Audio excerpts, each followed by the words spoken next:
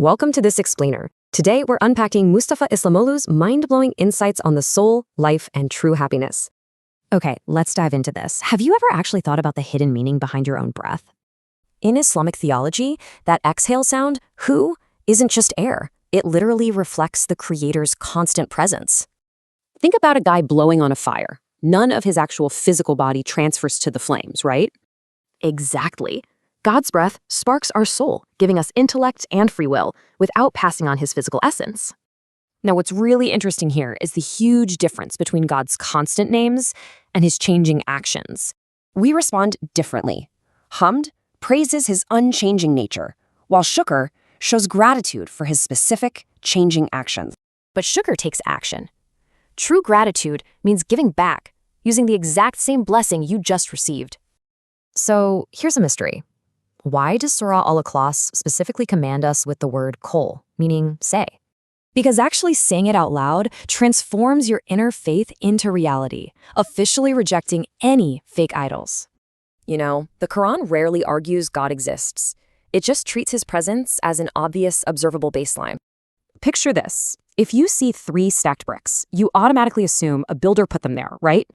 And this brilliantly illustrates the point. If simple bricks need a builder, our infinite universe absolutely demands a creator. Even science backs this up. Researchers actually suggest our own DNA is literally coded to recognize God. Realizing this is a total game changer. It completely reshapes how we view ourselves and our entire earthly reality.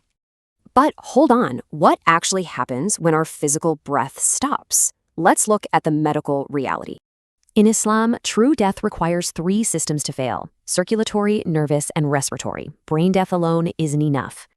Only when the breath completely stops does the divine spark return. Until that exact moment, the soul stays.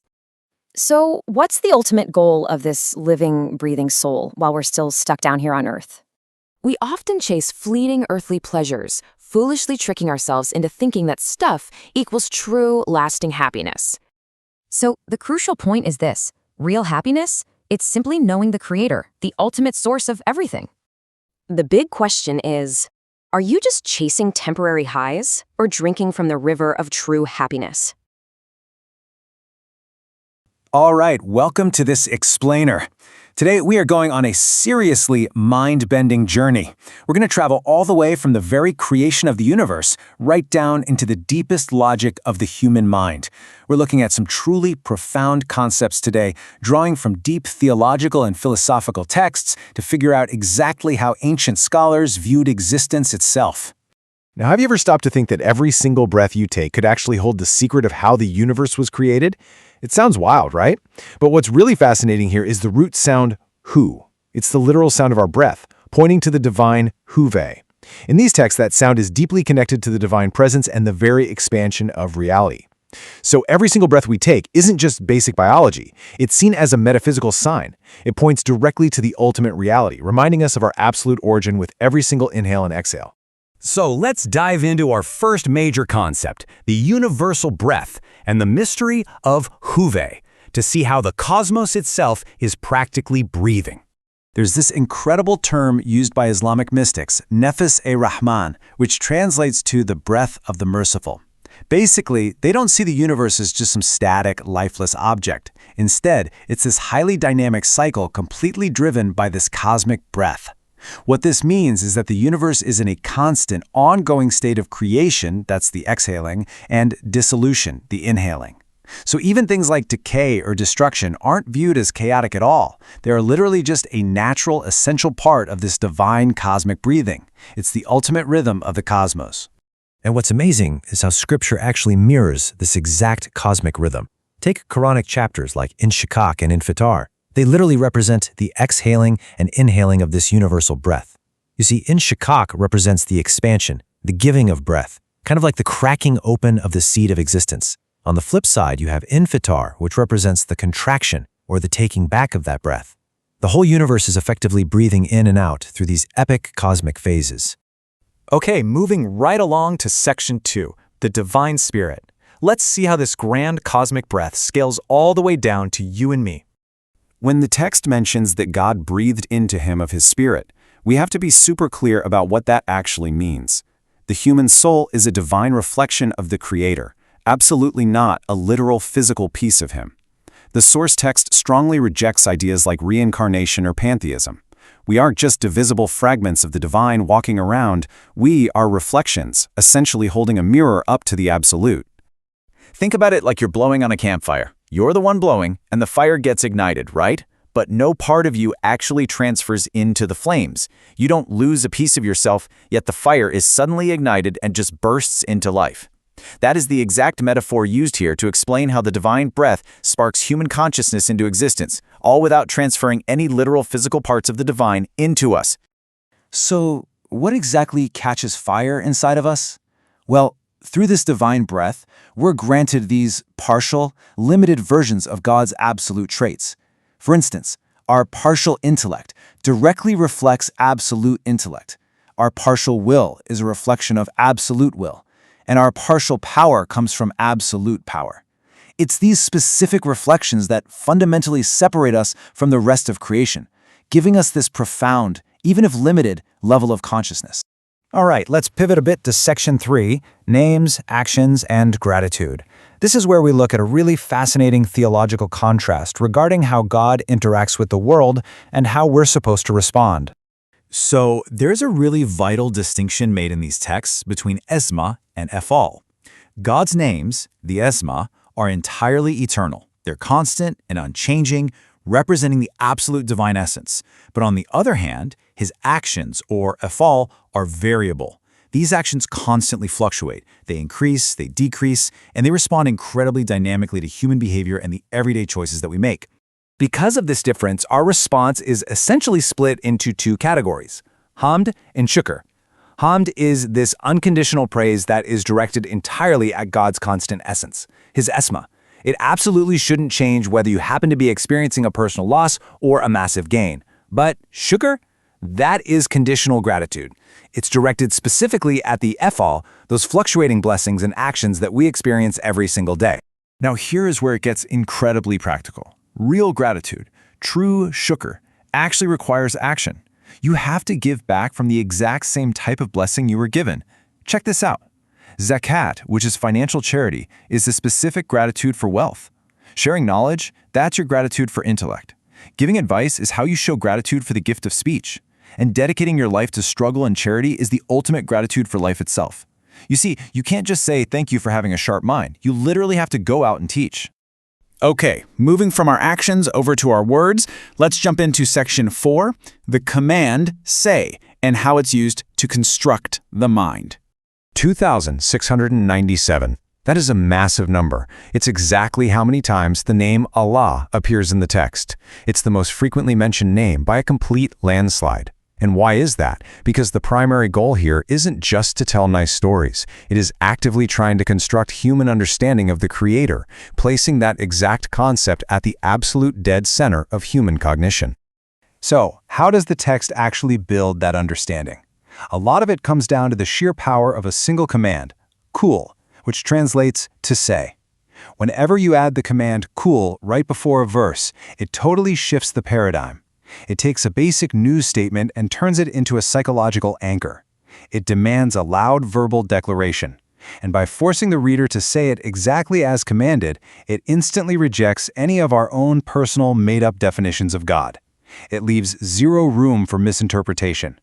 Basically, you aren't defining the Creator. The Creator is defining Himself for you. Let's move on to Section 5, 3 bricks. We're going to look at the underlying logic of faith here and how we actually perceive reality. The text outlines two types of reasoning, inductive and deductive. Basically, we use inductive reasoning, which means looking at specific smaller parts of nature to logically find the Creator. But once found, and this is a huge shift, deductive reasoning has to take the wheel. You place the Creator at the absolute center of your mind, and from that one central truth, you deduce and interpret the rest of reality. Let's test that inductive reasoning right now. Imagine you're just walking down a road and you see 3 bricks perfectly stacked on top of one another. What's the literal first thing that pops into your head? You're going to ask, who stacked these? Your mind immediately goes to work trying to solve the puzzle, right? You'd think, oh, maybe some passerby stacked them for fun. Or, hey, maybe the property owner put them there as a marker. You would honestly come up with dozens of scenarios involving a conscious person acting on those bricks way before you would ever conclude that they just magically fell off a passing truck and perfectly stacked themselves by pure random chance. And this brilliantly illustrates the core argument we're looking at today. If our brains are completely hardwired to demand a conscious builder for 3 entirely mundane, boring bricks, then this incredibly complex, magnificent universe is its own self-evident proof. The underlying logic is that the sheer existence and intricate design of the world around us absolutely require a builder, way more than those 3 little stacked bricks ever could. Which brings us to our grand finale in Section 6, The Secret to Happiness, and what this all actually means for our daily lives. The source text distills this whole entire journey into one profound truth. Mutluluğun sırrı Allah'ı bilmektir. The secret to happiness is knowing Allah. When we recognize our place in this massive breathing cosmos, when we finally understand the reflections of the divine within ourselves and align our logic with actual reality, we realize something huge. True, lasting happiness isn't about chasing fleeting pleasures. It can literally only flow from deeply knowing the absolute source of all existence. So, I want to leave you with this one thought to chew on today. Based on everything we've just unpacked, are you looking for happiness in the fluctuating, temporary actions of the world, or in the eternal essence of its creator? I want you to do something with me right now. Just a little experiment to start us off. Yeah, exactly. So wherever you are, whatever you are doing, just take a single deep breath in. Right. Hold it for just a second. And now let it out. There you go. So think about that exhale. What if that wasn't just biology? What if it was actually a piece of cosmic architecture? Right. I mean, what if the most automatic, thoughtless function of your body was actually this profound philosophical statement? It's a huge question. It really is. And today we are taking a dense, incredibly rich lecture on Islamic theology and basically using it to map the entire physical and spiritual universe. Yeah, we are pulling from a transcript of a lecture by Mustafa İslamoğlu, and nominally it explores the Esma-ul Husna, which are the beautiful names of Allah. But to call this just a theology lecture drastically undersells it, I think. Oh, totally. I mean, the text spirals out from the sheer physics of a single breath into these massive, mind-bending discussions. We're talking human consciousness, the ethical framework of modern boycotts, the hidden epistemology of the ancient Greeks. And ultimately, this terrifying collision between divine law and modern medical life support. So our mission today on this deep dive is to map that entire journey. From the macro to the micro. Exactly. We are going to start at the cosmic scale, analyzing the architecture of existence, and then bring it all the way down to the practical, everyday questions. Sometimes agonizing questions of how to live an ethical life. Okay, let's unpack this. And I want to start with that breath you just took. Right, because the speaker introduces a concept right at the beginning centered around the Arabic word Hüve, or who. And who translates essentially to the pronoun he or it, right? Like referring to the divine. Yeah, exactly. But the speaker does something deeply linguistic and biological here. He points out that the word hu is phonetically the sound of an exhalation. Oh, like when you force air out of your lungs. Right, you make a hu sound. So he posits that every single breath a human being takes inherently points to the existence of the divine.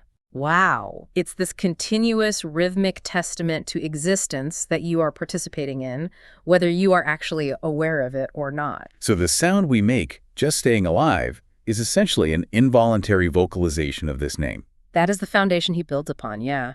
He creates a direct parallel between physical respiration and spiritual respiration. Okay, break that down for me.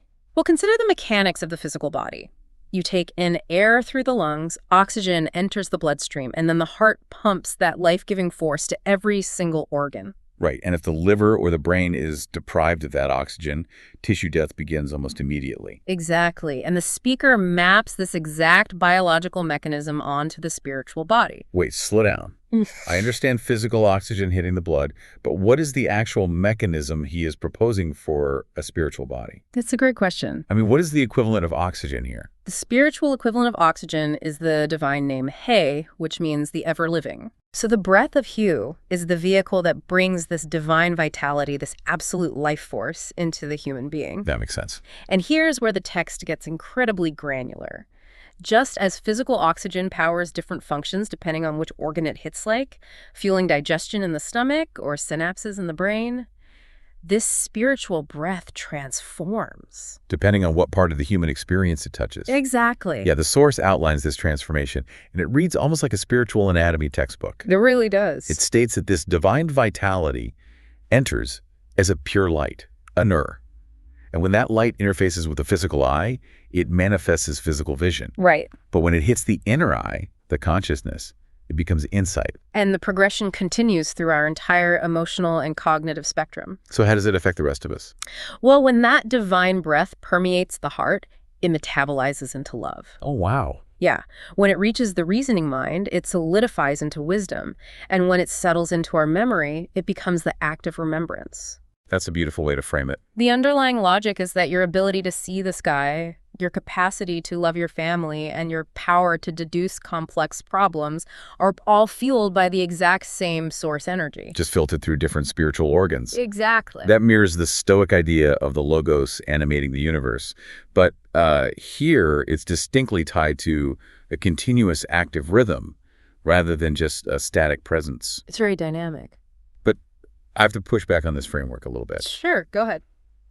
If every breath is divine vitality and everything is fueled by this ultimate ever-living source energy, how does the text account for the darker side of reality? The decay, you mean? Yeah. Wow. We look around the universe and see things falling apart, rotting, and dying constantly. If the universe is breathing this divine light, why is decay so ubiquitous? Well, the text addresses that head-on with the concept of Nafas or Rahman. Which you mean? It translates to the breath of the merciful. The speaker acknowledges that the universe is constantly in a state of formation and corruption, creation and decay. Right. But he challenges the human assumption that decay is synonymous with chaos, or an absence of the divine. But decay certainly feels chaotic. I mean, when a building crumbles or a body breaks down, it looks like a failure of the system. He argues it is actually the system operating with perfect precision. Really? Yeah. He says the universe itself is breathing. The act of formation, like nebulae spinning into stars, cells dividing, life blooming, that is the cosmic inhale. Okay, I'm with you. And the act of decay, entropy, the breaking down of matter, the death of a star, is the cosmic exhale. Wow, so it's a necessary part of the cycle. Exactly. He references Quranic chapters like Surah al-Infitar and Surah al-Inshikak, which describe the violent unraveling of the universe and the sky splitting apart. Very apocalyptic imagery. Right, but he frames them not as a tragedy, but as the inevitable letting out of the breath. That reframes destruction entirely. A dying plant isn't a glitch in reality, it's just the exhale of the cosmos. Precisely. So, if the entire universe is locked in this massive cosmic respiration, what happened when humanity entered the picture? That's the next big leap in the lecture. Because the source material gets very specific about the breath that created us, right? The breath God breathed into Adam. It does. Okay. The lecture moves from the macro-universe to the micro-human by examining this specific divine phrase from Scripture. I breathed into him of my spirit, or nafatu fi ruhi. And historically, that specific phrasing has caused a massive amount of theological turbulence, hasn't it? Oh, absolutely. Because if you read it literally, it sounds like God took a piece of himself and implanted it inside a human. Right. Like a Horcrux or a divine battery. Yeah. And the speaker forcefully rejects that literal interpretation. Oh, he does. Completely. He argues that reading the text as humanity possessing a literal fragment of God's essence is a fundamental metaphysical error.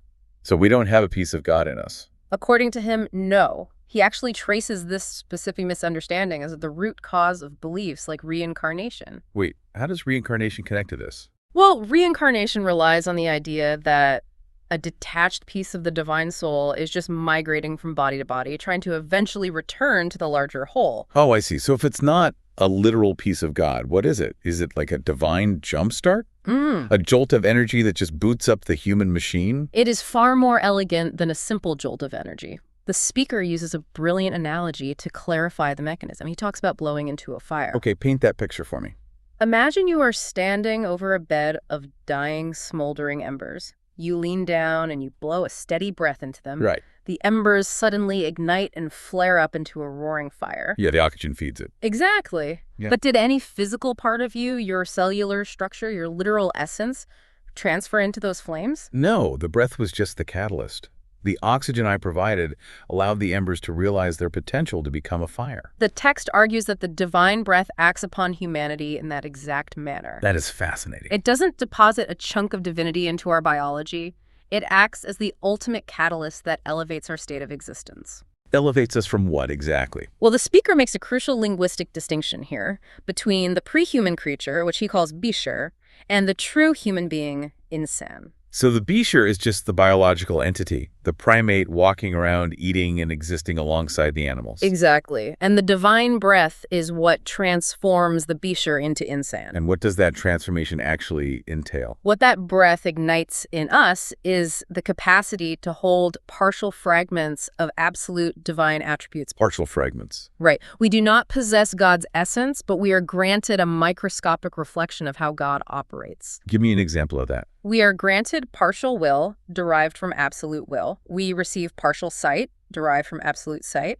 We hold partial power, derived from absolute power. So we are essentially functioning on a micro scale of the macro divine. That's a perfect way to put it. We are the embers that caught the breath and sparked into these localized miniature reflections of the universe's architecture. Yes. Which leads to a massive practical question. I think I know where you're going with this. I mean, if we are these creatures sparked into existence by this breath, carrying around these partial attributes, what is our responsibility back to the source? That is the core ethical dilemma. The text spends an enormous amount of time on gratitude, but it splits it into two completely different philosophical categories. It does, and it's based on the difference between who God is and what God does. Okay, lay that out for us. Understanding the dividing line between God's essence, his unchanging names, the Esma and God's actions, the Ifal, is vital to this entire worldview.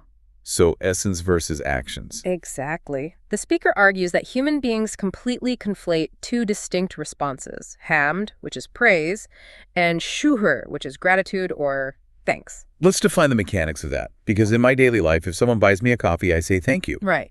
And if I am deeply moved by their generosity over years, I might praise their character. We just treat those concepts as existing on the same sliding scale of politeness. Yeah, but the speaker separates them into entirely different stratospheres. Let's look at Gren's actions, the Ifal. Okay. Actions are fundamentally variable, giving a person wealth, taking away their health, providing rain, causing a drought. These things fluctuate constantly. They're contextual. Exactly. Furthermore, the text notes they often change based on human actions. If a farmer works diligently, God's action might be to grant a bountiful harvest. So actions are dynamic and somewhat transactional. They respond to variables. Yes, but God's essence, his names, are absolute and permanent. They never change. Right. God is the merciful, whether you are currently experiencing a miraculous recovery or a devastating tragedy. The essence never fluctuates. I see where this is going. Therefore, the philosophical architecture demands that our response to the essence versus our response to the actions must operate on completely different principles. Think about your own relationships for a second. This is akin to the difference between unconditional, foundational love for a partner's core identity versus situational gratitude when they happen to do the dishes.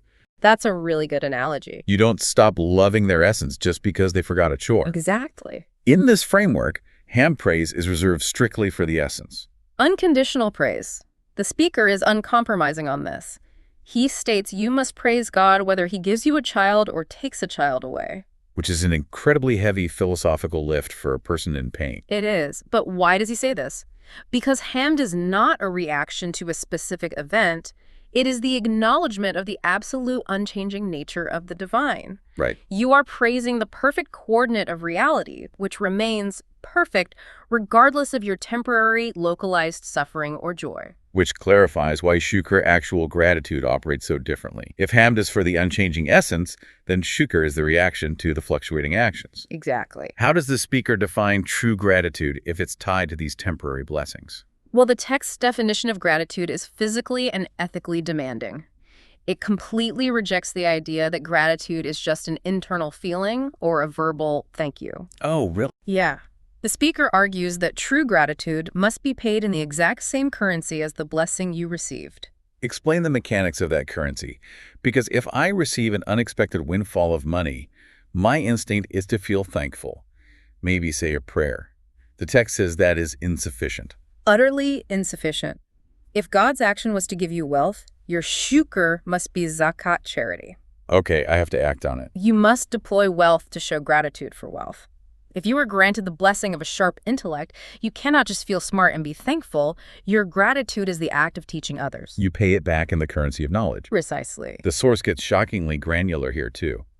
It says if you are given the gift of clear speech, your mandated gratitude is to give good advice to those who are lost. It covers every aspect of life. And it scales all the way up. If you're given the gift of life itself, true gratitude might mean risking your physical life for a higher ethical cause. It turns gratitude from a passive emotion into a relentless active tax on your existence. Hamd can remain an internal state of awe, but shukr must manifest as physical movement in the world. Right.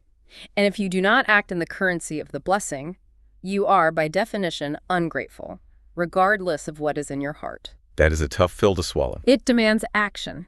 Okay, so we are talking about the strict mechanics of praising and paying back this absolute divine essence. But this begs a foundational question. How do we definitively know this essence is there to begin with? Exactly. If we are burdened with this massive ethical debt of gratitude, we need proof of the creditor.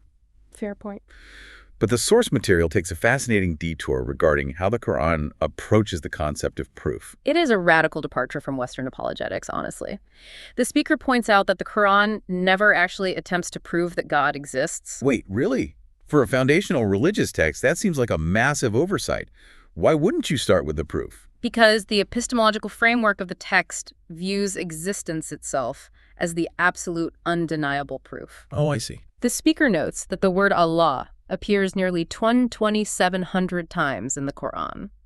It is treated not as a theory to be defended, but as the ultimate center of gravity. It's just a given. It is the absolute coordinate by which everything else in the universe is measured, defined, and oriented. To ground how the human mind actually processes this absolute coordinate, the speaker uses an analogy that I found incredibly sticky. The 3 bricks thought experiment. Oh, I love this one. Okay, let's walk through it. Imagine you were walking down an isolated dirt road. Right, I'm picturing it. In the middle of the path, you see 3 bricks perfectly stacked on top of each other. What is the immediate, involuntary question your brain asks? My brain immediately asks who put those there. Right. Your mind inherently demands a creator for that incredibly simple structure. Yeah, I'm not going to think they just grew there. You might hypothesize that a local homeowner stacked them. You might guess a bored construction worker left them behind. Or maybe a child playing a prank. Sure, lots of options. You could generate 100 different theories about who did it.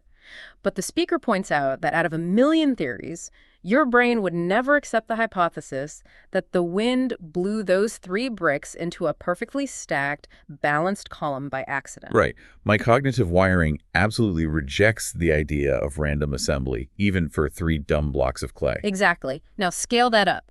The universe is infinitely more complex than 3 stacked bricks. It's a bit more complex, yeah. The speaker's point is that the human mind is fundamentally biologically hardwired to observe design and demand a designer. He references modern science here too, right? He does. He mentions researchers who worked on the Human Genome Project who experienced profound religious awakenings.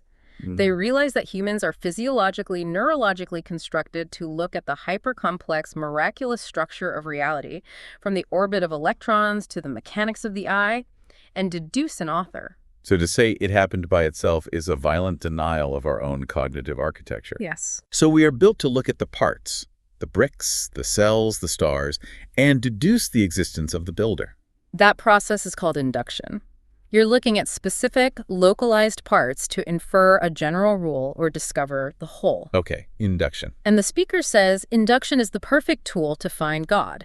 You observe the complexity of the world, and you induce that a creator exists. Makes sense. But here is the critical philosophical pivot. Once you find God through induction, you must immediately abandon induction. Wait, why? If induction got me to the truth of God's existence, why is it suddenly a useless tool? Because while induction is great for observing physical mechanics, it is catastrophic for building an ethical or moral framework. How so? Induction confuses the mind, the speaker says. Think about it. If you try to figure out the moral rules of life purely by looking at the chaotic, flawed parts of human existence, what do you learn? Right. If you observe humanity inductively, you might conclude that greed is a virtue because it's so common, or that violence is just because the strong usually win. Yeah, if I base my morality on observing the parts, my morality will be just as broken as the parts. Exactly why you must switch to deduction. Okay, explain deduction in this context. Deduction is starting from a general rule or absolute truth and applying it downwards to specific situations. Once induction leads you to the absolute intellect, to God, the ultimate coordinate, you anchor yourself there. And then you work your way down. Right. From that perfect center, you deduce how to live your life, how to treat your neighbors, and how to define justice. Starting from the absolute ensures you don't get lost in the moral weeds of human imperfection. So induction gets you to the front door of faith, but deduction is the only way you can safely navigate inside the house. I like that. And this deductive approach, this mandate to start absolutely from God, is perfectly captured in how the Quran commands the believer to define God. The speaker does a massive deep dive into a single chapter, Surah Al-Ikhlas, and specifically the very first word of that chapter. The word is qual, which translates to say. Just say. Yeah. The chapter begins, say, He is Allah the One, and the speaker extracts 11 distinct, profound layers of meaning from this single three-letter command. We don't have time for all 11 today. No, but several of them fundamentally change how you interact with the text. Let's get into those. Yeah. The first layer that struck me is construction. Without the word say, the sentence is just a passive statement of fact. He is Allah the One. Right, it's just a Wikipedia entry. Exactly. Yeah. But by front-loading the command say, the speaker argues it changes the entire psychological dynamic. It ceases to be mere information and becomes a command aimed at constructing the architecture of the listener's mind. Oh, wow. It is the divine saying, I am going to build your worldview right now, and you are going to actively participate in the building. Which leads directly to the layer of vocalization. Yes. The text is incredibly insistent that faith cannot remain a quiet internal feeling. But I have to push back on this. Go for it. If I know the truth of the universe in my heart and my internal coordinate is aligned, why does it matter if I speak it out loud? Why is silent belief insufficient? His answer is deeply tied to human psychology and the physical world. Faith must be spoken so that your own physical ears hear what your spiritual heart believes. So it's about making it real to yourself. It brings the internal reality across the threshold into the physical realm. It makes it concrete.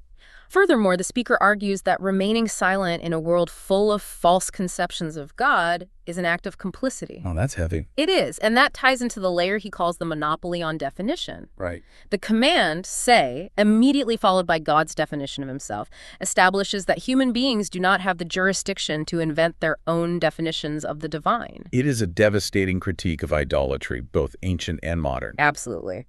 The speaker notes that historical polytheists rarely denied that a supreme God existed. Their crime was wanting to define him on their own terms. Right, they wanted a God who ruled the distant heavens, but didn't interfere with their economic monopolies or social hierarchies on earth. Exactly. And the word qual shatters that. It establishes that only God defines God. When humans attempt to define God, they are invariably just creating a deity in their own image to rubber stamp their own desires. I mean, we want a God who miraculously aligns with our exact political party and lifestyle choices. We all do it. And the specific definition God provides in this chapter leaves no room for that kind of manipulation. Which brings us to the layer of clarity, where the text uses a very specific word, ashad, to describe God as the One. The linguistic distinction here is massive. In English, one is just a number. But in Arabic, there are two distinct words for one, wahid and ahad. What's the difference? Wahid means one as part of a sequence, 1, 2, 3. If you say God is wahid, you are implying that a second or a third could theoretically exist, even if they don't right now. Oh, I see. But the text specifically commands the believer to say ahad. Because ahad means the absolute, incomparable, singular one. A one that has no sequence, no second, no equal, and no composite parts. It is absolute, indivisible singularity. No room for a sequel. Exactly. The command to say ensures the believer vocalizes the precise word ahad, leaving zero linguistic or philosophical room for the dilution of that absolute unity. And this command to vocalize, this demand to turn invisible belief into visible reality, leads into what I think is the most visceral, unforgettable, and frankly, uncomfortable part of this entire deep dive. It's definitely challenging. The speaker discusses the difference between iman, which is faith, and Islam, which means submission. And he uses this jarring phrase, Muslim organs. Yeah, it is a profound observation of the divided human self. A central thesis of the lecture is that Iman is the invisible root of the tree buried underground. Okay. Islam, or submission, is the trunk, the branches, the visible fruit. You cannot claim to have a healthy tree if it refuses to grow above the soil. Makes sense. The speaker argues that a person can possess genuine faith iman in their heart, but that doesn't automatically mean the rest of their physical and cognitive body has submitted. I mean, look at your own hand right now, you listening. Think about what the speaker is proposing. What does it mean for a hand to not be Muslim if the person it belongs to is a believer? He is incredibly blunt. He says that when a believer commits a sin, let's say they steal with their hands or they type a vicious, slanderous comment with their fingers, in that exact microsecond, the organ itself is acting like a non-believer. Wow.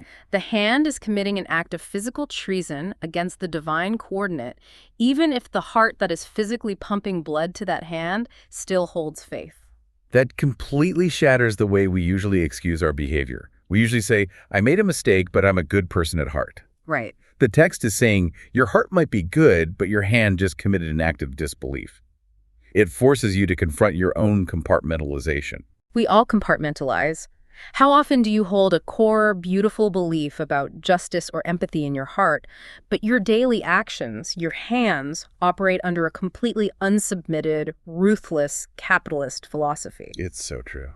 The intellect is another prime example the speaker uses.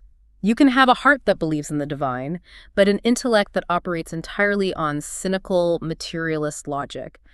That intellect is not submitted. It is not Muslim. So what's the goal? The goal is not just to believe. The goal is to conquer your own divided self, aligning every single organ, eye, and thought process with the coordinate of that belief.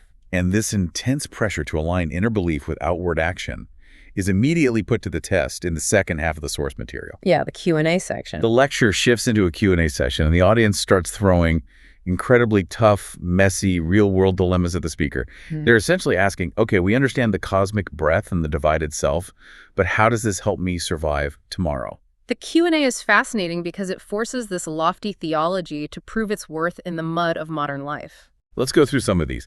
The first dilemma raised is about economics, ethics, and opportunism. Right. An audience member asks about a current boycott. They are boycotting companies linked to Israel, but they've noticed that local, supposedly aligned sellers are drastically raising the prices of their alternative goods to profit off the sudden demand created by the boycott. Just a quick note for you listening. Our role here is to neutrally map the contents of this source text and explore the speaker's philosophical framework. Right, absolutely. We aren't endorsing specific political movements, but rather analyzing how the speaker applies his theology to real-world stress tests. So how does he diagnose this price gouging? He diagnoses it as a profound moral corruption on the part of the sellers. He points out that these local merchants are turning the religious and ethical sensitivities of believers into a cynical financial racket. Wow. Their hands are clearly not aligned with the ethical belief they claim to hold.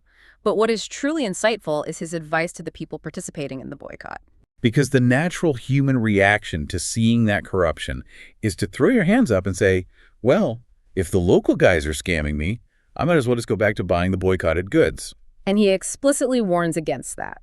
He tells them not to use the bad behavior of the sellers as a philosophical escape hatch for their own moral stance. He advises them to stay resolute, to utilize consumer rights groups, to push back legally and socially against the gouging, but never to let someone else's ethical failure become an excuse to abandon their own principles. You are only responsible for your own organs, your own actions. The corruption of the merchant does not absolve the conscience of the buyer. Exactly. That focus on integrity transitions violently into the next question, which shifts from financial ethics to intellectual ethics. Oh, yeah, he gets pretty fired up here. The speaker visibly gets angry during the transcript. He discusses how his own extensive research and writing is constantly quoted in newspapers and books without any attribution. People are just lifting his ideas and presenting them as their own. And he elevates this far beyond a petty academic grievance or a copyright dispute. He makes a striking philosophical claim. Stealing knowledge is worse than stealing money. Really? Worse than stealing money? That's what he says. He asks the audience, You call someone who steals your money a thief, so what do you call someone who steals your knowledge? That's an interesting reframing. He then traces this habit of intellectual theft, of hiding one's sources, to what he identifies as a Greek or Western intellectual flaw. Wait, how does he connect the modern plagiarism complaint to ancient Greece? He argues that ancient Greek philosophers frequently obscured where they acquired their ideas, absorbing knowledge from surrounding cultures but presenting it as spontaneous Greek genius. Oh, fascinating. He claims Western intellectual traditions inherited this habit during the Renaissance, deliberately obscuring the massive amounts of knowledge they translated and learned from Islamic scholars. So it's a structural issue. And according to him, yes. Yeah. He contrasts this sharply with the Islamic intellectual tradition of the isnad, or the chain of transmission. The chain of transmission. That's the idea that you have to be able to trace a quote or a concept back through every single person who taught it, right back to the source. Exactly. In that tradition, knowing exactly who said what and acknowledging your teachers is a sacred duty. Hiding a source isn't just bad manners. To him, it is an epistemological betrayal. It breaks the chain of truth. It's an act of ego. It is an act of supreme arrogance, pretending that your intellect generated something that was actually a gift from someone else's labor. But this obsession with strict attribution and truth-telling naturally exposes a massive historical blind spot. It certainly does. If preserving the exact chain of knowledge is so vital, what happens to the centuries where half the population was structurally excluded from participating in that chain? This ties directly into the next audience interaction, where a woman wins a Quran competition, prompting the speaker to address the role of women in Islamic sciences. He makes a very stark admission here. He states that women are currently making up for 1,400 years of lost time. Wow, 1,400 years. He acknowledges a massive historical gap where women were institutionally marginalized in these scholarly fields.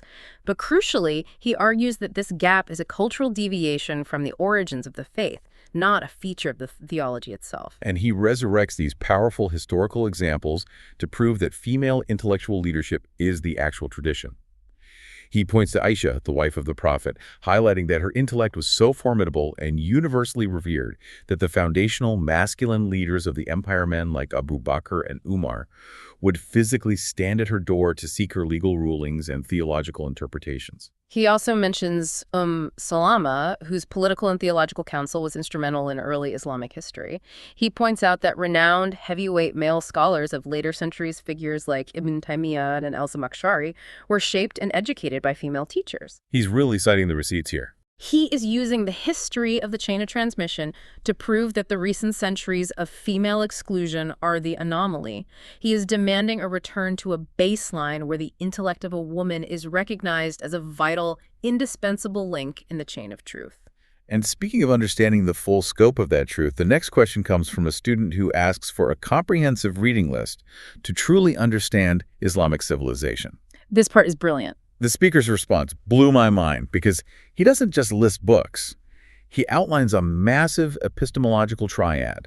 He says you have to balance 3 distinct systems of knowledge: Biyan, Burhan, and Irfan. Let's spend some time exploring how these actually interact, because this feels like the blueprint for a submitted intellect. It is a masterclass in epistemology. Let's break them down. Biyan refers to the textual, scriptural tradition. The actual books. Right. It is the revealed word, the Quran, the Hadith, the linguistic commentaries. It provides the absolute boundaries and the divine coordinates. Okay, that's Biyan. What about Burhan? Burhan refers to the philosophical, logical, and rational tradition. This is the realm of pure intellect, deduction, and scientific inquiry.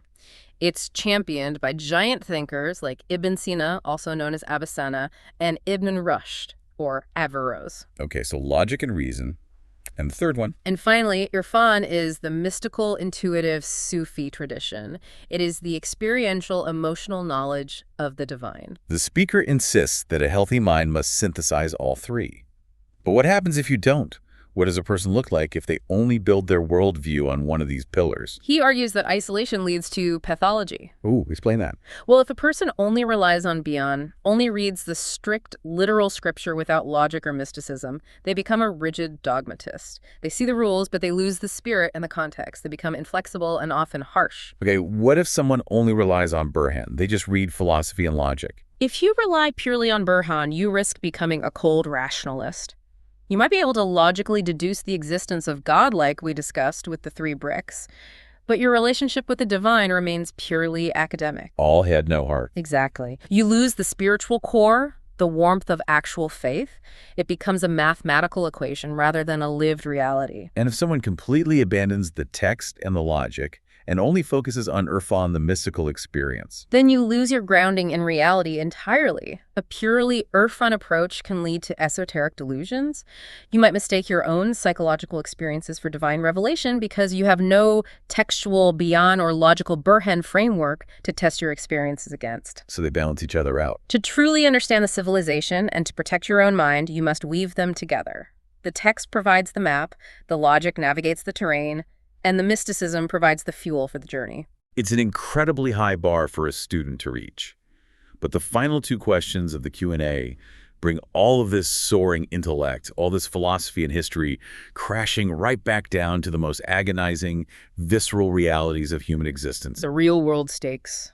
The second to last question is devastating. An audience member asks the speaker for guidance regarding their 11-year-old niece. She is on life support and has been declared brain dead by the doctors. They want to know if they can pull the plug. This is where the metaphysical framework of the text violently collides with the sterile realities of modern medicine. The speaker vehemently opposes pulling the plug. And again, to be abundantly clear to you listening, we are unpacking a theological critique of modern medical definitions here. We are exploring the philosophical weight of the source material's perspective, not offering clinical medical advice. Right, definitely. From a purely theological standpoint within his framework, the speaker argues that the medical concept of brain death is a philosophical and biological fraud. Fraud? He argues that death cannot be defined by the failure of a single system. In Islamic jurisprudence, he states, true death requires the total simultaneous failure of three systems: the circulatory system, the respiratory system, and the nervous system. So brain death only accounts for the irreversible failure of the nervous system. Exactly. So his argument is that as long as the heart is beating and the lungs are processing oxygen, even if that respiration is being artificially maintained by a ventilator, the person is still biologically and spiritually alive. Precisely, because the divine breath that Hüve discussed at the very beginning is still circulating through the body. The spiritual oxygen is still present in the blood. So what does that mean for the plug? Therefore, the text argues that human beings do not have the jurisdiction to pull the plug, because doing so is actively taking a life. Only the divine, who initiated the breath, has the absolute right to terminate it. Dwell on the sheer philosophical terror of that premise for a moment. The ethical nightmare he is proposing is that a soul might be trapped in a biologically destroyed body, unable to depart, simply because a machine in an ICU is artificially forcing the physical mechanism of the hay through the lungs. It is a terrifying burden of responsibility, and he escalates it by issuing a very dark warning about the organ mafia. Wait, what? Yeah, he suggests that the medical establishment's rush to declare brain death and normalize it is heavily driven by the incredibly lucrative demand for transplant organs. Oh, wow. He views this as a horrifying commodification of human life, where a biologically functioning body is harvested for parts under the guise of a redefined definition of death. It is a stark, uncompromising reminder of how deeply a theology of the absolute can clash with the utilitarian practicalities of modern science. You are left reeling from the weight of that life or death scenario. But then the final interaction of the lecture completely shifts the emotional tone. It's a beautiful moment. The final question comes from an actual 11-year-old child in the audience, and she tells the speaker, simply and honestly, that she is afraid of going to hell. After all the heavy philosophy, the absolute decrees, and the anger over corruption, the speaker addresses this child with immense, surprising tenderness. Yeah. He immediately assures her that at her age, she's completely innocent and guaranteed heaven. But he doesn't start there. He uses this moment to flip her entire philosophical perspective on its head. This was the most memorable moment of the entire deep dive for me. He looks at this frightened kid and says, "I'm not going to pray for you to go to heaven," which sounds incredibly harsh at first. But his reasoning is the perfect culmination of the entire lecture. He tells her, "I will pray for you to live a life that is pleasing to God." That's a profound shift. He is trying to shift her entire motivation away from fear and transaction. He explains to her that if the absolute coordinate of the universe, God, is pleased with you, heaven is just a promotion. It's just a bonus. A promotion. It perfectly ties back to the very beginning, to the difference between shukr and hamd. Exactly. If you only worship God because you want the reward of heaven and want to avoid the punishment of hell, your faith is fundamentally transactional. You're just haggling over actions. Right. But if you align your life to unconditionally please the absolute essence of God, the destination doesn't even matter anymore. The alignment itself is the reward. The goal of life isn't to acquire real estate in the afterlife. The goal is total harmony with the ultimate coordinate. If your breath, your hands, your intellect, and your heart are all synchronized with the divine Hüve, then you are already living in a state of grace. And heaven is just the logical, inevitable continuation of that synchronized state. Beautifully put. What an incredible sweeping arc we've been on today. We started with the sheer physics of a single breath, the Hüve, acting as the cosmic oxygen that fuels our very ability to see, love, and remember. We covered a lot of ground. We did. We explored the divine catalyst that separates us from animals, turning us into embers that reflect the attributes of the Creator. We unpacked the grueling architecture of gratitude, how paying back the exact currency of our blessings is the only true thanks, and how unconditional praise is reserved only for the unchanging essence. It's a rigorous way to live. We saw how the simple word "say" demands we construct our minds and refuse to let human arrogance define the divine. We confronted the uncomfortable reality of our own divided selves in our Muslim organs. And we navigated the ethics of boycotts, the epistemological betrayal of plagiarism, the vital buried history of female scholars, and the terrifying clash between theology and modern medical life support. And we ended with an 11-year-old girl learning that the goal isn't avoiding hell, but finding perfect, fearless alignment with the divine. It is a philosophical system that demands absolute, uncompromising integrity from the believer. It asks you to examine every single facet of your existence, from how you spend your money, to how you define your terms, from what you read, to when you consider a life truly over. And to leave you with one final thought to mull over. I want you to think back to that breath you took at the very beginning of this deep dive. If the source material is right, if every single breath is an absolute, undeniable proof of existence, and if true gratitude requires giving back exactly what you were given in the exact same currency, how do you plan to spend your next exhale? That is a question that will stay with me and hopefully with you for a long time. Thank you for joining us on this journey. It's been an absolute privilege to explore this with you. Until next time, keep reading and keep questioning. Take care. This submission is a rich theological discourse exploring the divine names, the nature of the soul, and the practical application of Islamic philosophy in contemporary life. Navigating the sharp shifts in tone between the metaphysical reflections and the practical audience Q&A requires a more cohesive structural thread. Yeah, I completely agree. The text opens with such profound, lofty concepts, and then suddenly, well, we're dealing with logistical questions.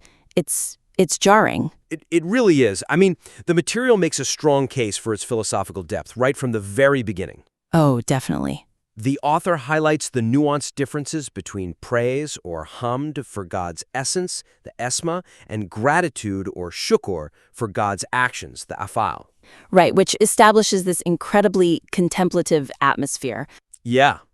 We're talking about the breath of the Merciful, the Nafas al-Rahman, where the very expansion and contraction of the universe is framed as, like, a divine respiration. It's beautiful, but it demands deep intellectual and spiritual engagement.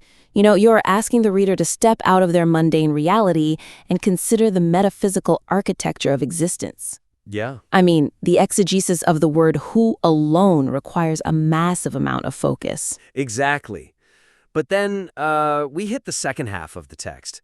And honestly, it feels like walking out of a grand, echoing cathedral straight into a bustling marketplace without a hallway in between. That is the perfect way to describe it. We go from absolute cosmic unity directly into announcements regarding a Quran competition and reading recommendations and audience questions about local consumer boycotts. It completely fractures the reader's immersion. Yeah, it really does. When you spend the first half of a manuscript elevating the reader's mind to contemplate the immutability of divine essence, well, dropping them instantly into an administrative critique of how a local Quran competition was run creates rhetorical whiplash. Right. The text stops being a unified philosophical treatise and suddenly reads like, I don't know, the unedited minutes of a town hall meeting. I have to push back a little here, though. Oh? I mean, I understand why it feels disjointed, but The author clearly wants to ground this theology. It's not supposed to be just some dusty academic paper. Sure. People are asking about boycotts and books because they want to know how to actually live out this philosophy. We don't want to just cut the practical half of the material, do we? Oh, absolutely not. The practical application is vital, but dropping a completely different genre into the text without warning doesn't ground the theology. It just kind of abandons it. I see what you mean. The practical advice shouldn't feel like a separate document attached by a paperclip. It needs to feel like the inevitable, logical application of the philosophy we just absorbed. The author has to build that hallway between the cathedral and the marketplace. So how do we actually construct that hallway on the page? Because if I'm reading a section about the breath of the merciful, and the very next paragraph is a list of history books by George Zedon and Philip Hitti, I'm getting whiplash no matter what. Well, you build the bridge by actively using the theological tools you just introduced. Okay, like what? For example, right before those book recommendations, the author discusses an incredibly deep three-part epistemological system, Bayan, Burhan, and Irfan. Right. Bayan being scriptural revelation, Burhan being logical philosophical proof, and Irfan being that internalized spiritual gnosis. Precisely. And within that discussion, there is this brilliant argument about deductive reasoning, Tedbiryay. Oh, yeah. The text argues that finding God initially requires inductive reasoning, piecing the world together to find the creator. Right. But once you have established that absolute truth, a higher intellect requires deductive reasoning. You place the absolute truth at the center and interpret the world outward from there. Okay, I'm following you. So instead of just dropping a reading list out of nowhere, how does the author use Tedbiryay to introduce Zedon and Hitti? By framing the very act of reading history as a theological exercise. Don't just say, read these authors to understand Islamic civilization. Right, you have to connect it. Exactly. Say, when you read Hitti or Zedon, do not just absorb dates and battles. Apply the deductive method, the Tedbiryay we just discussed. Place the divine names at the center of your historical analysis and watch how the rise and fall of human civilizations become a direct manifestation of God's actions, the af'al. Oh, wow. That completely changes the dynamic. Doesn't it? It turns a mundane reading list into a theological laboratory. The reader realizes, the philosophical tools I learned in Chapter 1 actually unlock the practical advice in Chapter 2. Exactly.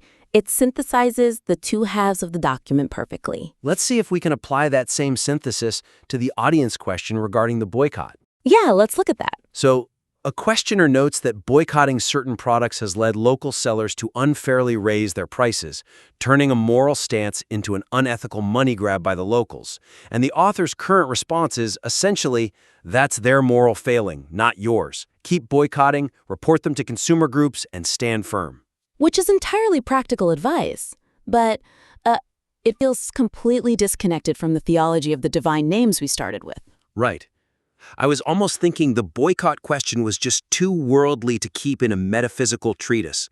It feels a bit like answering a customer service complaint in the middle of a sermon. It doesn't have to be, though. No. The author can tie that ethical response directly back to an earlier discussion on how true faith, Iman, must manifest outwardly into physical action, Islam. Oh, right, the root and branch concept. Exactly. Earlier, the text makes a beautiful point that Iman is the hidden root and Islam is the visible branch, resulting in what the author calls the Muslim hand, the Muslim ear, and the Muslim mind. So you frame the economic boycott as the physical movement of the Muslim hand. Yes, exactly. When the questioner worries about the financial opportunism of local sellers, the author shouldn't just offer consumer advice. Right. They should remind the reader that their boycott is the outward, physical manifestation of an internal reliance on the Asma. The boycott is the visible branch of their unseen faith. I love that. By explicitly referencing the Muslim hand analogy here, you elevate a logistical question about consumer rights into a profound ethical lesson about living out the divine names under pressure. That's incredibly cohesive. It really proves the central thesis through the audience's own questions. Exactly. But, bringing these grand theological concepts down into the messy reality of daily life creates a new kind of friction. Because when you apply absolute divine truths to complex modern issues, you inevitably crash into opposing secular viewpoints. Which brings up a critical structural issue. When a text makes strong theological claims, how it handles the dissenting voice determines how much trust an analytical reader is going to place in the author. Fortifying the text's rhetorical analogies against potential counterarguments will significantly elevate its intellectual authority. I want to look closely at two very specific examples in the text where this clash happens, the 3 bricks analogy and the rejection of brain death. Yeah, both are areas where the author's passion is palpable, but, well, perhaps a bit unguarded. Let's start with brain death. The text argues fiercely for a 3-pillar Islamic definition of death, which requires the simultaneous failure of the circulatory, nervous, and respiratory systems. Right. And in doing so, it aggressively dismisses the modern medical concept of brain death, calling it a medical fraud. Now, I have to admit, I actually understand the author's frustration here. Sure. Modern medicine often treats the human body like a biological machine with harvestable parts. If your theology dictates that life is tied to the divine breath, and a hospital just says, well, the brainstem stopped, let's pull the plug to save resources, calling it a fraud feels like a completely natural defensive reaction. It is a natural emotional reaction. But is it a robust philosophical argument? Probably not. The problem with relying on rapid, absolute dismissals of complex opposing views is that it makes the writing analytically brittle. Framing brain death merely as a medical fraud might feel rhetorically satisfying in the short term, but it severely weakens the author's standing with any critical reader. Because even a reader who firmly agrees with the 3-pillar theological definition knows that the medical establishment isn't just a cabal of fraudsters. Exactly. If you present the opposing argument as a flimsy, malicious caricature, defeating it doesn't prove the strength of your theology. It just proves you can knock over a straw man. Yeah, that makes sense. When you call brain death a fraud, you immediately alienate any reader who understands the agonizing real-world utility of that medical metric. Right. You have to acknowledge the nuances or valid struggles of the opposing perspective before you deconstruct it using your philosophical framework. So how do you validate the doctor's perspective without giving up the theological ground? Because we don't want the author to compromise their belief that the 3-pillar definition is the only true measure of death. You don't compromise the theology at all. You practice empathetic deconstruction. Okay, walk me through that. You briefly acknowledge the medical community's reliance on neurological cessation. Ask the reader, why does brain death exist as a diagnostic tool in the first place? Well, it's usually to manage life support in ICUs or to facilitate organ donation. Right.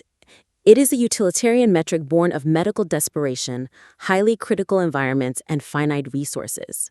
Once the author briefly acknowledges that deeply human, valid struggle, they can pivot to explain why the 3-pillar Islamic definition provides a more holistic, spiritually sound standard. Oh, I see. So you contrast the utilitarian triage of modern medicine with the ontological sanctity of the fully integrated human being. Exactly. So medicine asks, can this body still function as a biological resource? While theology asks, has the divine breath completely departed? Precisely. You shift the argument from doctors are frauds lying to us to medicine is asking a fundamentally different question than theology. Wow. By doing that, the theological standard seems incredibly robust, deeply compassionate, and intellectually secure. It elevates the discourse entirely. Now, what about the 3 bricks analogy?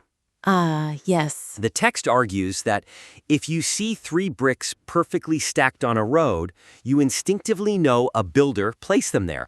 It lists all these absurd probabilities, like the bricks falling off a truck and perfectly aligning themselves, to prove that denying a creator is foolish. Right. And then it states that anyone who can't see the creator in those 3 bricks is a clinical case of madness. It's the exact same vulnerability as the brain death argument. Calling a materialist or an atheist clinically insane is an ad hominem attack that replaces actual philosophical engagement. But honestly, if someone stood next to a perfectly built brick wall and told me a tornado did it, I probably would think they had lost their mind. It is an absurd proposition. It is an absurd conclusion, yes. But the process that leads a modern skeptic to that conclusion isn't madness. It's a constraint of their paradigm. And the fascinating thing is, the text itself actually provides the perfect tool to empathetically deconstruct this later on. Wait, really? Where does it do that? Later in the manuscript, the author mentions the Human Genome Project and neurophysiological studies regarding the God gene, the idea that humans are biologically coded to seek the divine. Okay. Rather than calling the atheist view madness, the author should weave that scientific context directly into the brick analogy to preemptively explain why a modern skeptic looks at the 3 bricks and overthinks the builder. How would you actually write that transition, though? Because bridging a simple brick analogy to the Human Genome Project sounds tricky. Well, you could write something like a purely materialist thinker constrained by the belief that human consciousness is nothing more than a neurological accident must invent 50 improbable scenarios to explain away the 3 bricks. They aren't mad. They are simply trapped in a material paradigm that forces them to fight against the God gene coded into their very biology. That is brilliant. You explain the skeptic's mindset using the text's own scientific references. Yeah. It strengthens the necessity of the deductive reasoning the author champions, and it shows the reader exactly why the inductive, purely materialist method fails. And you do it all without resorting to name-calling. It maps the entire intellectual battlefield. You show the reader that you understand the skeptic's logic better than the skeptic does, and you demonstrate exactly where that logic breaks down. When an author does that, they build immense trust with the reader. And the author absolutely needs that trust, because the sheer density of the material demands a lot of endurance from the reader. Oh, definitely. Which brings us to a significant hurdle regarding the pacing of this manuscript. Grouping dense analytical lists into thematic clusters will protect the reader from cognitive fatigue. Cognitive fatigue is a very real threat here. When you are dealing with centuries of highly refined Islamic philosophy, you are asking the reader's working memory to process an enormous amount of abstract data. I felt that acutely in the section discussing Surah al-Ikhlas. Oh, that section is intense. It really is. The author does a deep dive into the command kul, which translates to say. And the goal is to show how this single word shifts a sentence from a mere statement of fact into a divine construction of the believer's mind. Right. But the author does this by delivering a rapid-fire list of 11 distinct, highly philosophical points. It's like pouring 11 vibrant colors onto a canvas all at once. And without any boundaries, those colors inevitably bleed together. Delivering 11 complex points sequentially completely overwhelms human cognitive capacity. I genuinely have to admit, reading through the notes on those 11 points, I completely lost the thread around point 6. It happens. By the time I reached the end, it was just muddy brown paint in my head. I couldn't tell you what point 7 was without looking back at my notes. And it's a shame, because when I did look back, point 7 is phenomenal. What does point 7 cover?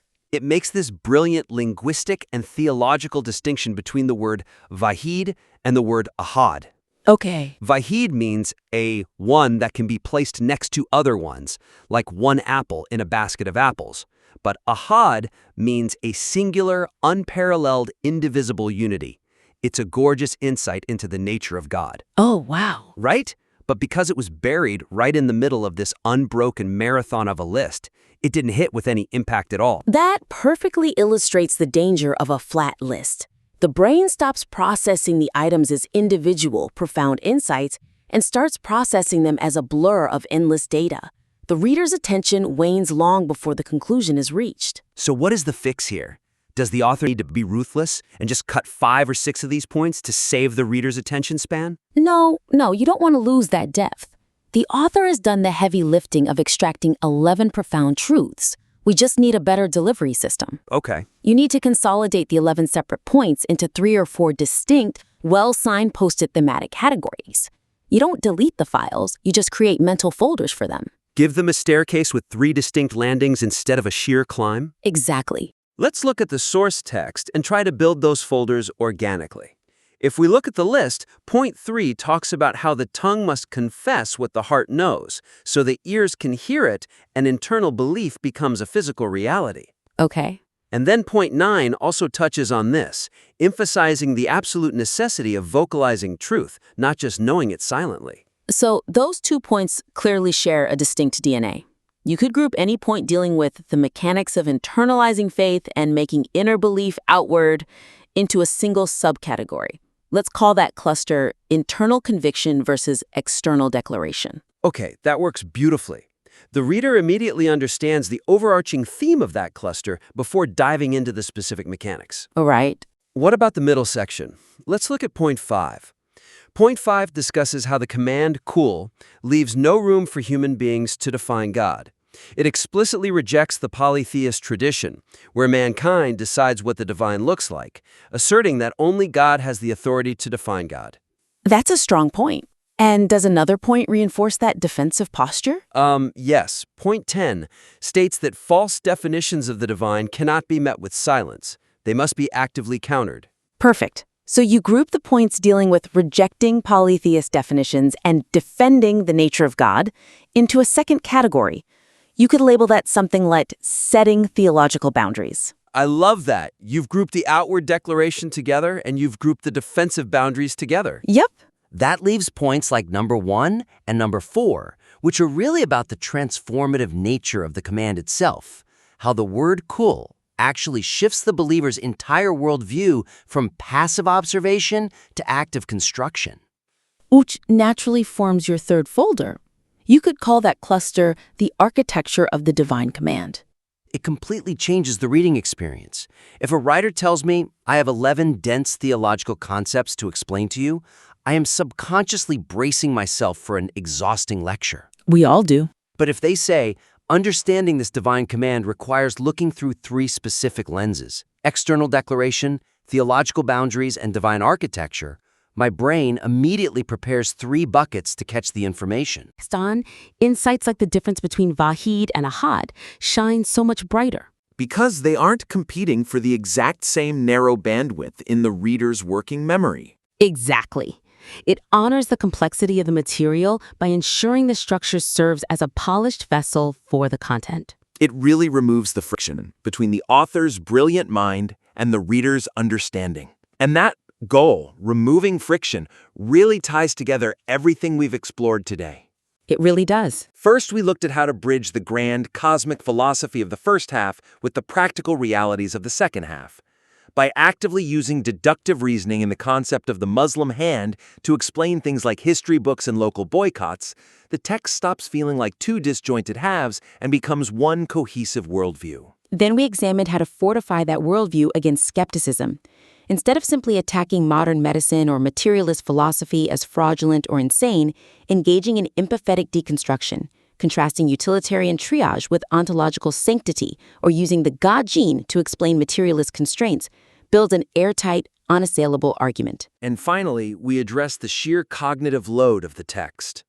Taking a dense 11-point analysis and clustering it into digestible themes like theological boundaries or external declarations ensures the reader actually retains the depth of the theology being offered. The sheer depth of the author's knowledge is staggering. The ease with which they navigate from the Nafas al-Rahman to the epistemology of Bayan, Burhan, and Irfan shows a massive intellect. These structural and pacing adjustments are simply about refining the delivery system so that intellect can truly resonate. It is a powerful piece of work, and it has the potential to be a profoundly transformative read. We warmly invite the author to implement these structural, rhetorical, and pacing adjustments and to submit the revised work back in for another critique. We would absolutely love to see how this evolves. Remember, when you're guiding someone through a landscape this vast and profound, you don't want to leave them wandering unguided between the echoing cathedral and the bustling marketplace. Build them that hallway, and they will follow you anywhere. Welcome to the debate. Imagine trying to draw a map of the universe. Okay, a cosmic map. Right. But if you place human perspective at the very center of it, the coordinates warp. The distances distort. Yeah, it becomes subjective. Exactly. The entire cosmic geography just becomes this matter of endless, unresolvable debate.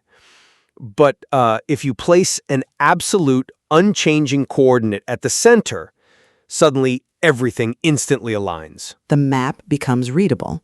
It becomes readable. And today we're exploring the profound architecture of that cosmic map by looking into a lecture by Mustafa İslamoğlu. We are focusing on Islamic theology, specifically this concept of the Asma, or the divine names. And how they essentially define reality. It's a fascinating theological landscape.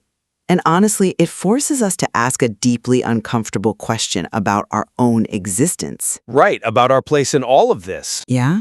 Like, when we look at this framework, what exactly is our relationship with the divine? Are we, merely subjects in a system of strict intellectual submission to fixed divine definitions?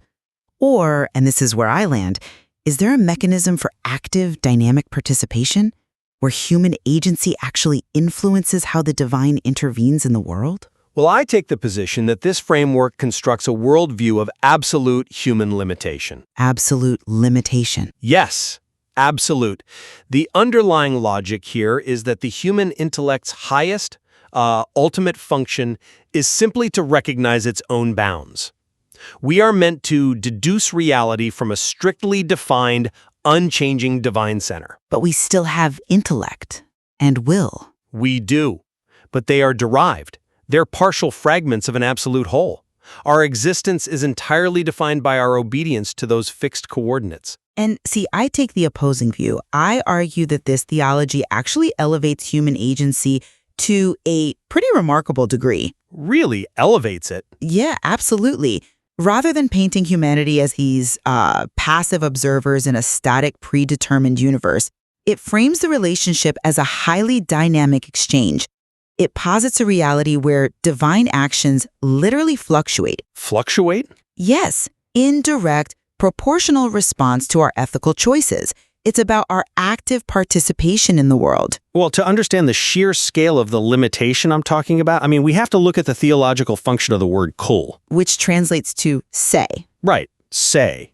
Specifically as it anchors Surah al-Ikhlas.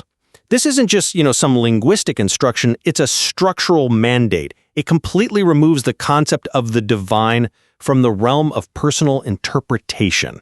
Okay, God defines God. Exactly. Humans do not. If you or I attempt to build a customized, personalized definition of the divine based on our own logic, we are merely worshiping a construct of our own ego. It establishes an objective reality, certainly, I'm with you there, but establishing an objective source isn't the same as nullifying the observer. It nullifies the observer's authority to alter the reality they are observing, though. This worldview breaks down human attributes to prove this exact dependency. You mean the partial intellect? Yeah, the human intellect, referred to as akli juz, the partial intellect. It only exists as a fragmentary reflection of the absolute intellect, the akli kol. Right. And the same goes for human will and human power. We don't generate these attributes independently. We borrow them. Therefore, the core of the human condition is fundamentally about recognizing this bounded, dependent nature. So we're just reading a script. We are not the authors of the cosmic story, no. We are simply readers who must strictly follow the grammar of the author. Okay, but I look at that exact same framework and see a completely different outcome. How so? Yes, the author establishes the grammar, but the way life flows from that absolute source emphasizes tremendous human agency. The crux of my position rests on this crucial distinction made in the theology between two concepts. Esma and Ephal. Exactly. Esma and Ephal. The Esma are the divine names. These are the permanent, unchanging interventions. But Ephal are the divine actions. Right. And they are continuous, fluid interventions. Interventions which, I should point out, are still initiated by the divine. Initiated, sure, but calibrated by us. Think of it like modern computing. Okay. The Esma, the divine essence, is the underlying hardware and the operating system. It is fixed, absolute, unchangeable by the user. The fixed coordinates. Right. But the Ephal, the divine actions, are the software programs running on that system, and they change constantly based on user input. That's a strong claim. But this worldview explicitly argues it. It says God's Ephal increase or decrease based on human actions. Just let the magnitude of that sink in. The absolute infinite coordinates actually calibrates its actions in response to what you and I do on a Tuesday afternoon. Well, that is not strict passive limitation. That is an interactive participatory universe. I understand the appeal of the software analogy, but let's examine the tool we use to supposedly input this data, the human intellect. How does this theology actually view the intellect's function? It values it highly. It does, but there is a brilliant analogy used to describe inductive reasoning here. The 3 bricks analogy. Oh, right. The forest path. Yeah. If you are walking down a forest path and you see 3 bricks stacked neatly on top of each other, your mind instantly concludes that a human being placed them there. Right, because no one assumes the wind perfectly stacks 3 bricks. Exactly. It's a classic argument for design. If 3 bricks require a builder, a universe of 2 trillion galaxies requires a creator. Right. The inherent obviousness of it. Yes, it makes the inductive search for God almost a baseline clinical reality. But here is where the limitation kicks in. Okay. The inductive intellect's job, the bottom-up searching, the questioning, the gathering of evidence, it is essentially finished once this clinical truth is recognized. Finished? Once you find the absolute coordinate, yes, the intellect must abandon induction and shift entirely to top-down deduction. Think of the inductive intellect as a train navigating rough, unmapped terrain. Okay, a train. Once it finally pulls into the station of the divine, its free-roaming days are over. It is now locked onto fixed tracks of deduction, measuring every single aspect of life solely from that absolute center. I come at it from a different way. Equating deduction with being locked on a track completely ignores the explicit warning in this theology against intellectual retirement. Intellectual retirement? Yeah, the mandate is literally, quote, do not put the brain aside after finding God. Well, obviously you don't stop thinking. But the shift to deduction isn't a confinement. It is the establishment of a true north. When you have a compass pointing to an absolute coordinate, you aren't restricted to a single track. You're still bound by the compass, though.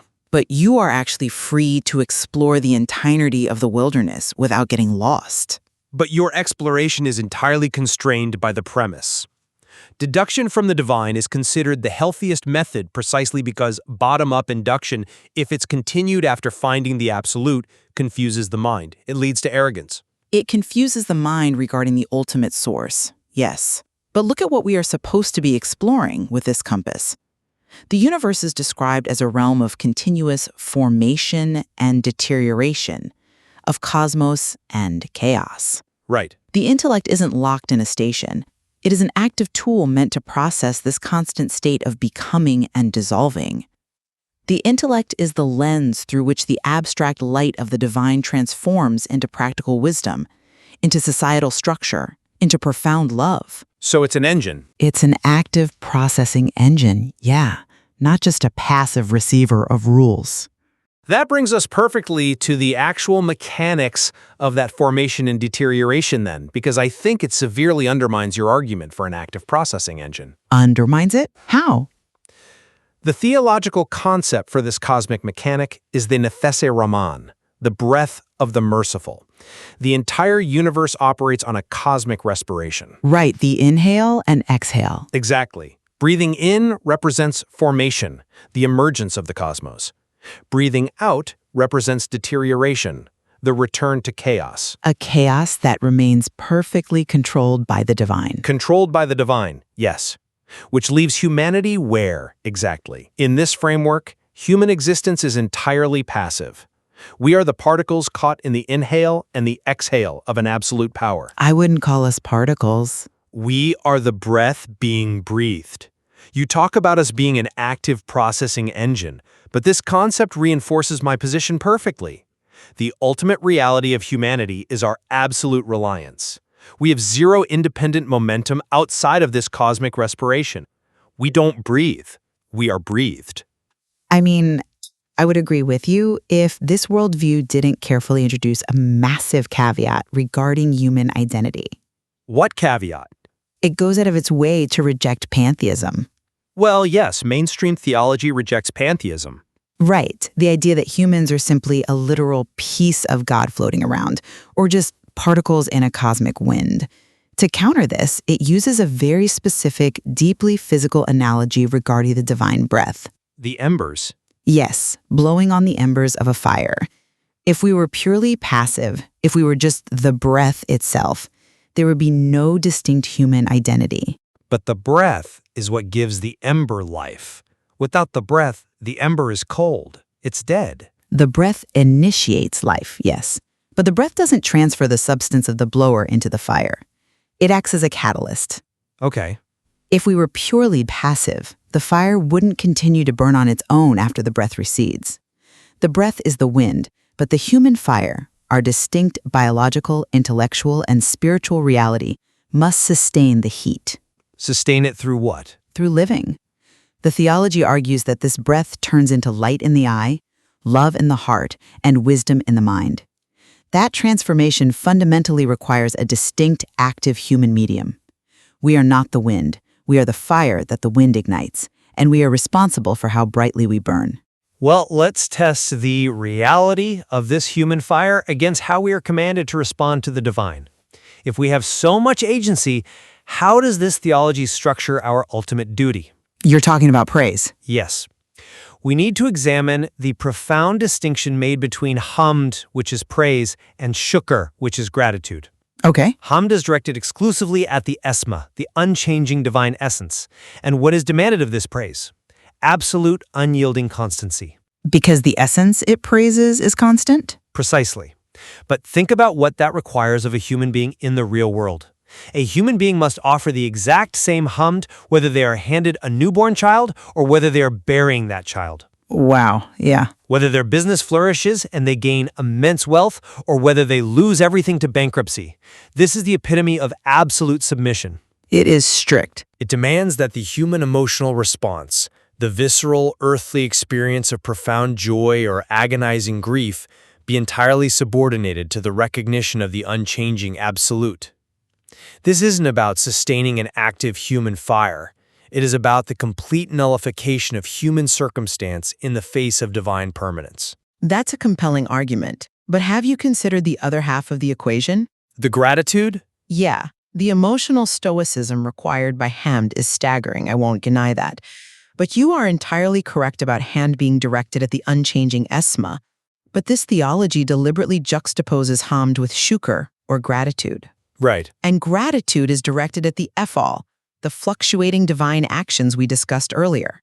Here is where the mechanism of human agency becomes undeniable. How so? Because gratitude cannot merely be a feeling. It cannot be passive verbal praise. Gratitude must be a physical, structural action of the exact same kind as the blessing received. So matching the nature of the gift. Exactly. If you were given money, your gratitude isn't just saying thank you. Your gratitude is zakat, giving wealth away to balance society. Okay. If you are given a brilliant intellect, your gratitude is teaching and sharing knowledge.